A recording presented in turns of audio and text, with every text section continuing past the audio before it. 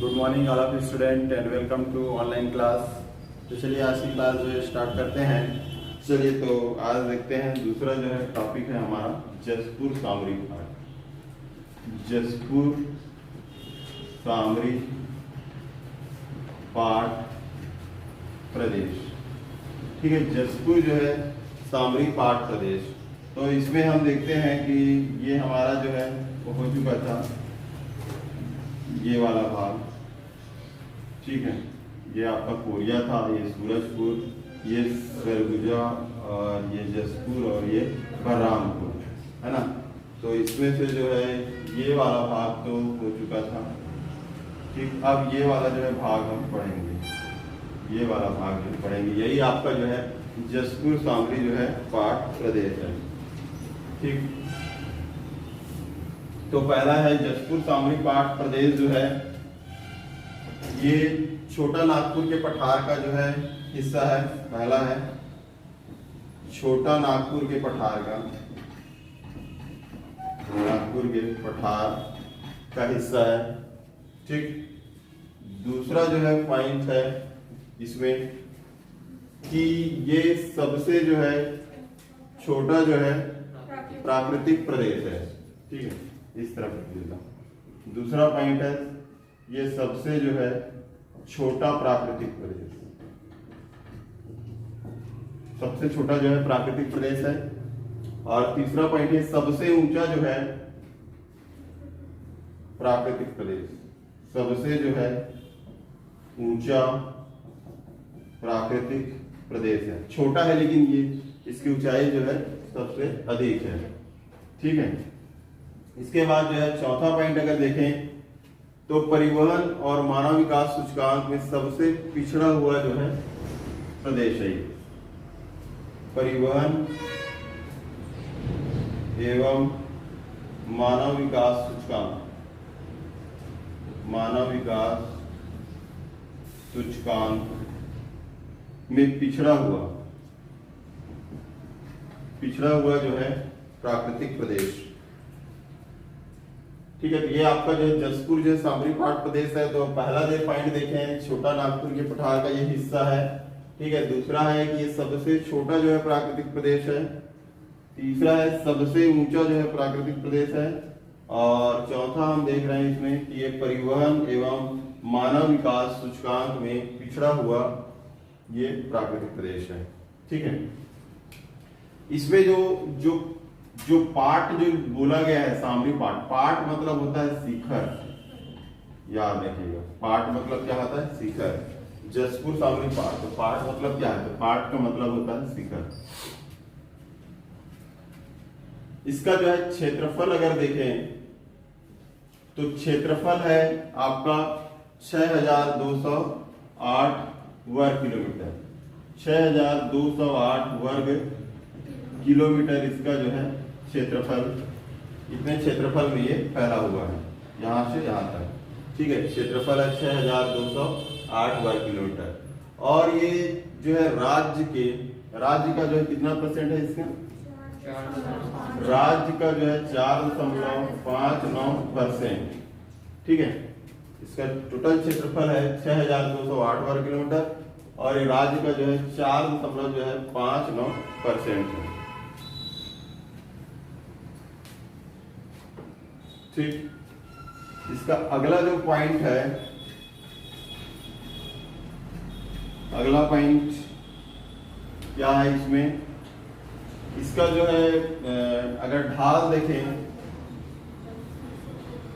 ढाल, तो ढाल जो है आपका इधर है दक्षिण से पूर्व की ओर, दक्षिण से जो है पूर्व की ओर इनका जो है ढाल है। ठीक, और नदियां,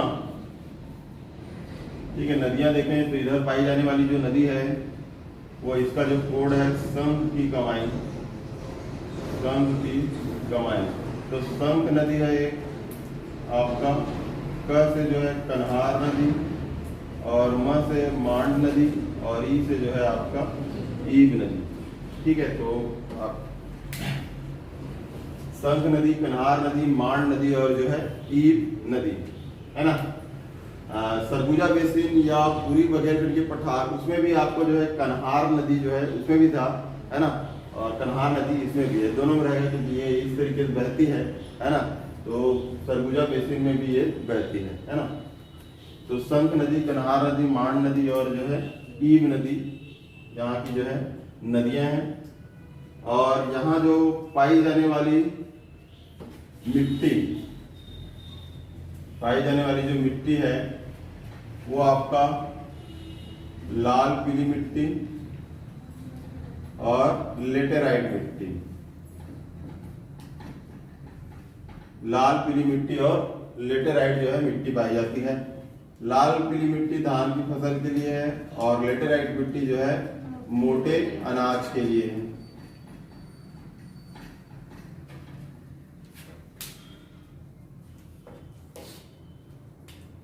ठीक है, लेटेराइट जो मिट्टी है ना, ये थोड़ी सी सख्त मिट्टी होती है और ये भवन निर्माण के लिए भी जो है उपयुक्त होती है।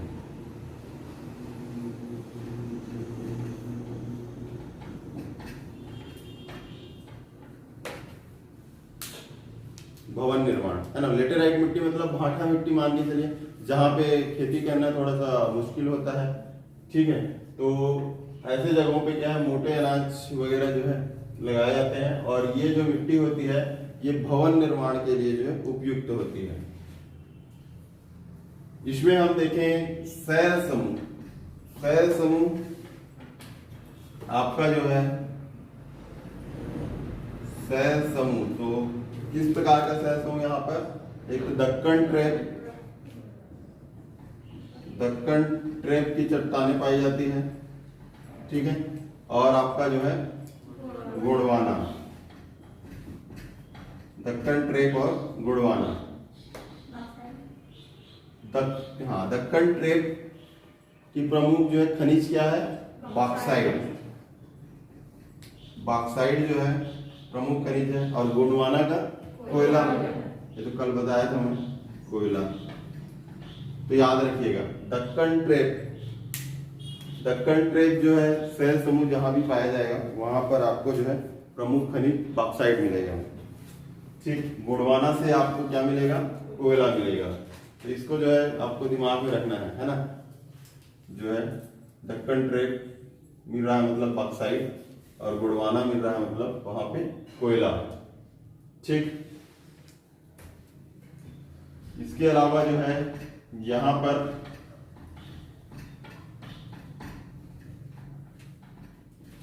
ठीक है, इतना हो गया। और आगे क्या है,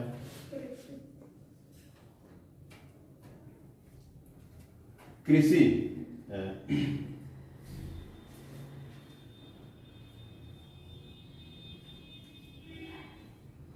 वन देख लेते हैं, तो ये वन बाहुल्य क्षेत्र है, ये भी वन बाहुल्य क्षेत्र। ठीक है, ये भी क्या है, वन बाहुल्य क्षेत्र है ना। ये भी पाट प्रदेश वाला जो है क्षेत्र है, तो इस क्षेत्र में ही जनजाति बाहुल्य क्षेत्र ही रहेंगे, है ना। वन बाहुल्य जो है क्षेत्र। और जनांकिकी में देखते हैं, इसमें जो है आपका वही है, पाट प्रदेश है, तो यहाँ भी जो है जनजाति बाहुल्य क्षेत्र होगा, जनजाति लोग जो है अधिक रहेंगे, लेकिन विरल जनसंख्या होगी। ठीक है, विरल जनसंख्या मतलब बाकी लोग जो है रहना पसंद नहीं करेंगे। तो यहाँ जनजाति जो है बाहुल्य क्षेत्र, जनजाति बाहुल्य क्षेत्र होगा, बाहुल्य क्षेत्र। ठीक है, मतलब जो स्थानीय लोग हैं वही वहां पे रहेंगे। विरल जनसंख्या होगी, विरल जनसंख्या और कम नगरीकरण जो है होगा। ठीक, तो ये याद रखिएगा। और इसमें जो है आर्थिक स्थिति देखें तो आपका जो है कृषि और वनोपज संग्रह, आर्थिक में है आपका कृषि और वनोपज संग्रह। ठीक है। कृषि करके और वनोपज जो है संग्रह करके जीवन यापन व्यतीत करते हैं, ठीक है। इस क्षेत्र के लोग कृषि और जो है वनोपज संग्रह। और जलवायुगत में देखें तो अधिक वर्षा और ठंडा क्षेत्र है, ठीक है।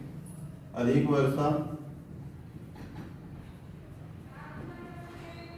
और कैसा क्षेत्र है ये, ठंडा जो है क्षेत्र है।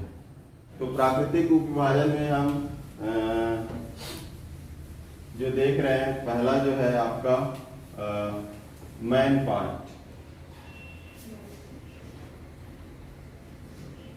ठीक है। मैन पार्ट जो है देखते हैं, तो मैन पार्ट कहाँ है आपका, जो है सरगुजा जिला में। तो ये आपका जो इधर मैन पार्ट है मान के चलो।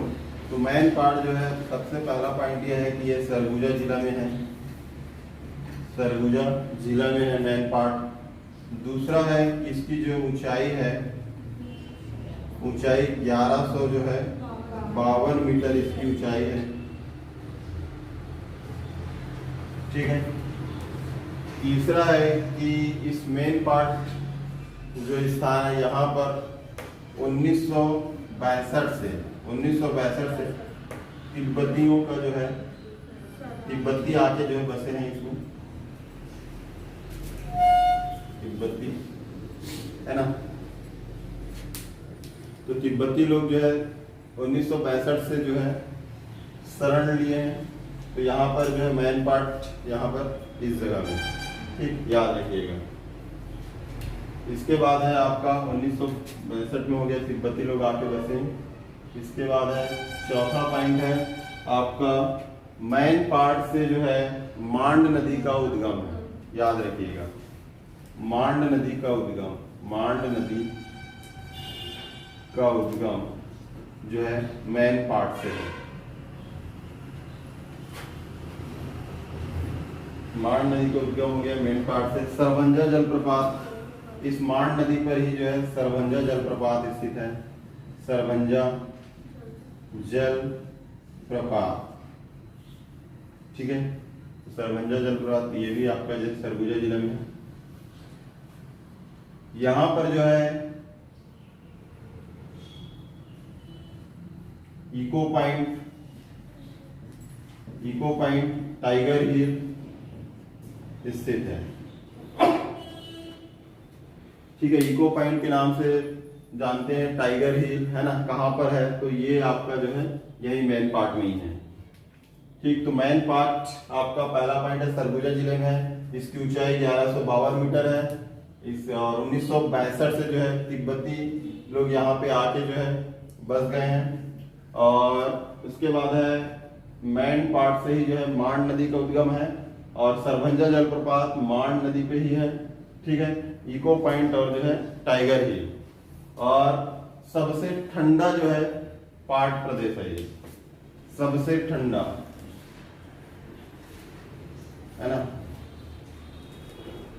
सबसे जो है ठंडा पार्ट प्रदेश। अभी जितना मैं पार्ट प्रदेश बताऊंगा इसके अंतर्गत, उन सभी पार्ट प्रदेश में सबसे ठंडा जो है आपका मैन पार्ट है, ठीक। तो सबसे जो है ठंडा जो है पार्ट प्रदेश आपका जो है मैन पार्ट। तो मैन पार्ट के बारे में इतना जो है आपको याद रखना है कि मैन पार्ट जो है सरगुजा जिले में है, ऊंचाई 1152 मीटर है, और 1962 से तिब्बती लोग जो यहाँ आके बसे हैं, और मांड नदी का उद्गम है यहाँ, सरवंजा जलप्रपात स्थित है, इको पॉइंट टाइगर हिल यही है, और सबसे जो है ठंडा जो है पार्ट प्रदेश, ठीक।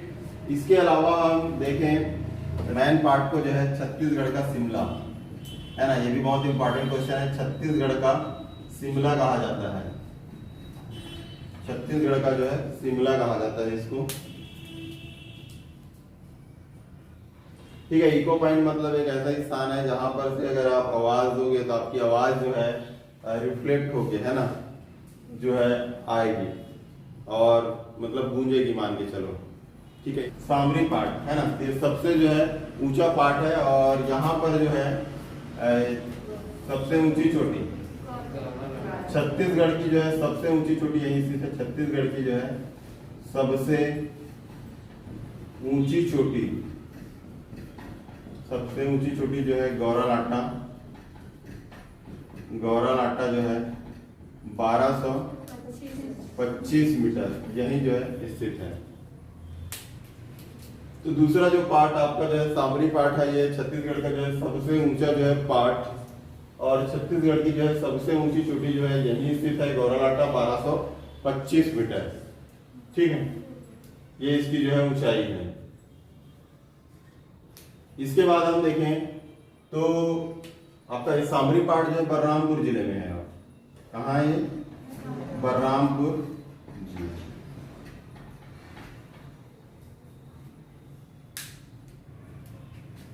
इसके बाद है आपका जमीर पार्ट। जमीर पार्ट में क्या है?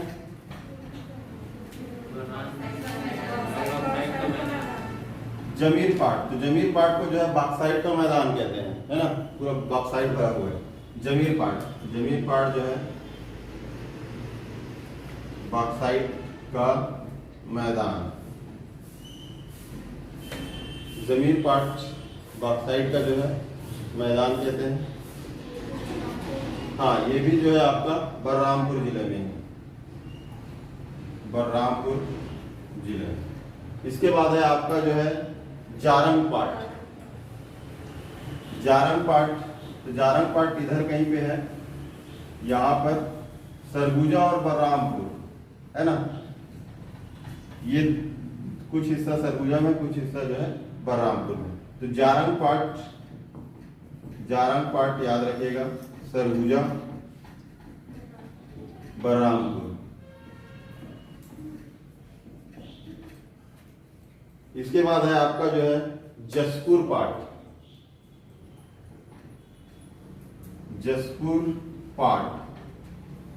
पार्ट जो है सबसे बड़ा जो है पार्ट है ना, सबसे बड़ा पार्ट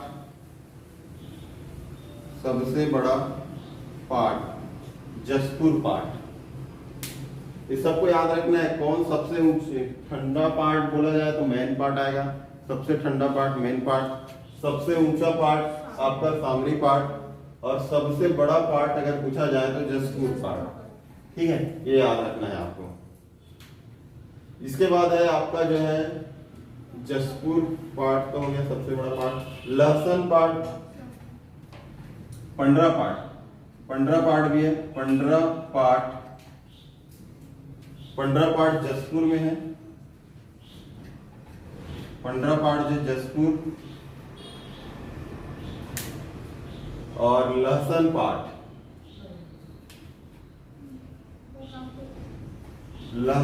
जो है बलरामपुर में। लहसन पार्ट कहाँ है? बलरामपुर में। तो ये आपको जो है याद रखना है। ठीक है, इतने जो है पार्ट को है कि एक बार प्रश्न जो पूछा गया था, पार्ट प्रदेशों को जो है पूर्व से पश्चिम के क्रम में जो है जमाइए, है ना। तो पूर्व से जो है पश्चिम के क्रम में जो है जमाइए, इस प्रकार से जो है क्वेश्चन जो है पूछा गया था। तो उस क्वेश्चन को जो है हम देख लेते हैं। तो सबसे पहले जमीर पार्ट, तो इस साइड मान लेते हैं जमीर पार्ट है, ये आपका जमीर पार्ट है ना। जमीर पार्ट के बाद जो था, जमीर पार्ट के बाद था आपका जो है जारंग पार्ट। तो ये है आपका जो है जारंग पार्ट, सरगुजा और बलरामपुर में लगा हुआ। फिर उसके बाद था आपका जसपुर पार्ट, तो इधर ले लो जसपुर पार्ट को, जसपुर पार्ट, और उसके बाद है मेन पार्ट। तो ये आपका हो गया मेन पार्ट। तो ये जो है 4 ऑप्शन जो है दिए हुए थे, है ना। तो पूर्व से पश्चिम के क्रम में जब आना था, तो पूर्व इस साइड है और पश्चिम इस साइड है। तो पूर्व से पश्चिम, तो पहला नंबर पे आएगा जमीर पार्ट, इसके बाद आएगा जारंग पार्ट, फिर आ जाएगा जसपुर पार्ट, और फिर चौथे नंबर पे आएगा आपका मेन पार्ट। ठीक है, तो जमाओगे पूर्व से पश्चिम पे होगा जमीर पार्ट, उसके बाद होगा आपका जो है जारंग पार्ट, फिर होगा आपका जो है जसपुर पार्ट, और उसके बाद होगा आपका जो है मेन पार्ट। क्लियर है? तो ये याद रखिएगा। पूर्व से जो है पश्चिम का जो है क्रम। तो ये पूछा गया प्रश्न है ना, रिपीट हो सकता है, तो याद रखना है।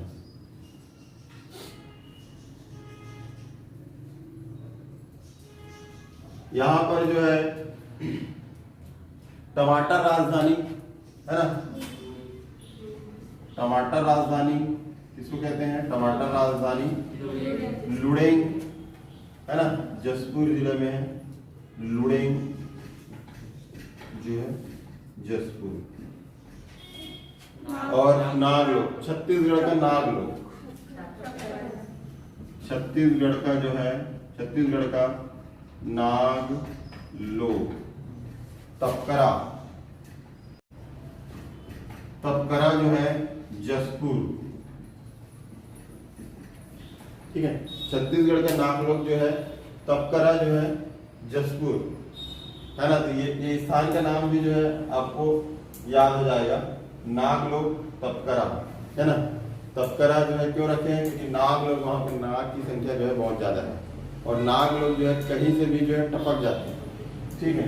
इसीलिए टपकने से ये तपकरा रखा हुआ है नाग। समझ में